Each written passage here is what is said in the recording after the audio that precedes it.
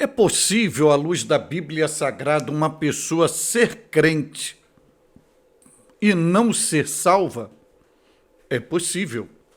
É justamente isso a minha proposta hoje aqui em tratar essa temática. Crente, porém não salvo. Eu posso te dar pelo menos dois modelos bíblicos que a Bíblia apresenta de duas pessoas que eram crentes, mas não eram salvas. Por exemplo, Jacó. Jacó, se você perceber suas origens, sua fé, tudo, Jacó era crente. Mas Jacó só foi ter a experiência da salvação plena, no Val de Jaboque, quando passou a noite toda lutando com o anjo do Senhor. Depois que o anjo toca nele e muda seu nome, é ali que vai acontecer o processo da conversão.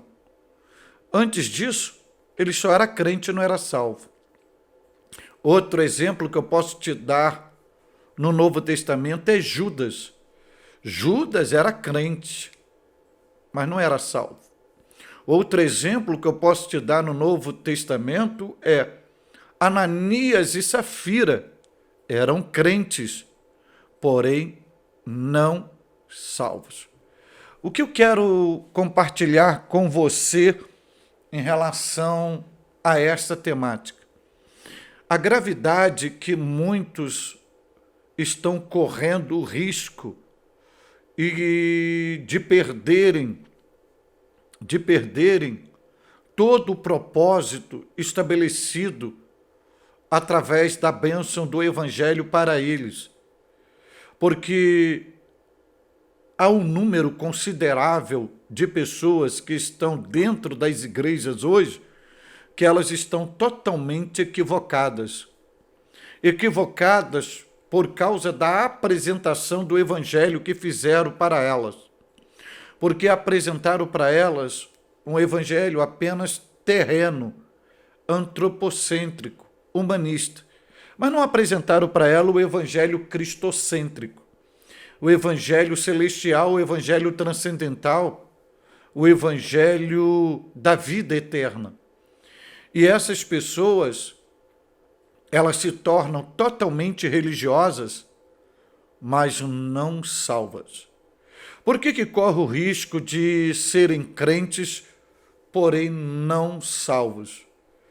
Porque a salvação, ela é um ato de uma obra sacrificial, substitutiva, voluntária, expiatória de Cristo na cruz do Calvário, quando Jesus pagou o preço, derramando seu sangue, perdoando os pecados da humanidade e reconciliando a mesma com Deus.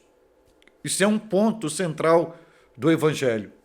2, é a aplicabilidade do Espírito Santo, da obra da salvação no coração do ser humano, convencendo o mesmo do pecado, da justiça e do juízo. Só que, quando você vive essas bênçãos, essas experiências, a pessoa que absorve a salvação em Cristo, ela tem as evidências dessa salvação na sua própria vida. E essas evidências é através do seu estilo de vida, que a Bíblia vai chamar de testemunho. Esse estilo de vida, ele é evidenciado através da produção do fruto do Espírito. A produção do fruto do Espírito é uma confirmação que esta pessoa está salva. E onde quero chegar com isso? É que quando você hoje faz uma análise do comportamento dessa geração de crentes na vida dela, essa geração de crentes e comportamento da vida dela, que você faz essa análise, você não visualiza a produção do fruto do Espírito. Você não visualiza, por exemplo, o domínio próprio. Você não visualiza uma paz incondicional, uma paz interior, uma paz plena que excede entendimento. O amor, uma alegria que pode ser chamado de gozo, que não depende de circunstâncias externas para essa expressão. a temperança, a justiça. Você não vê esses frutos do Espírito. Pelo contrário, quando você olha para o comportamento desses crentes hoje, você não tem como diferenciar o joio do trigo. Você não tem como diferenciar a luz das trevas. Você não tem como diferenciar hoje o que serve a Deus e o que não serve. Porque a similaridade comportamental é idêntica. É idêntica. Então, são pessoas que estão dentro da igreja, porém não salvas. Haja vista que, se você levá-las para um confronto de fé, e se você botá-la no paredão, por exemplo, e falar assim, você tem que decidir aqui, ou Jesus, ou você paga com a sua própria vida. Você corre o risco da maioria dessas pessoas optar pela preservação da vida delas e negar a Jesus.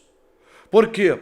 Porque essas pessoas não têm raiz ou nunca tiveram raízes.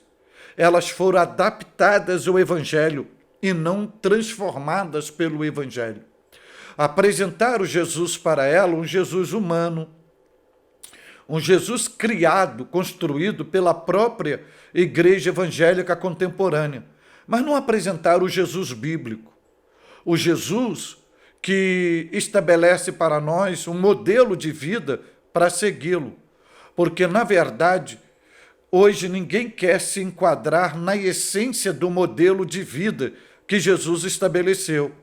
Então são crentes, são religiosos, estão cantando, estão pregando, estão lá orando, como toda atividade e ativismo religioso propõe. Mas, na verdade, não são salvos. Porque crentes salvos, primeiro, você visualiza um comportamento diferenciado. Por que um comportamento diferenciado?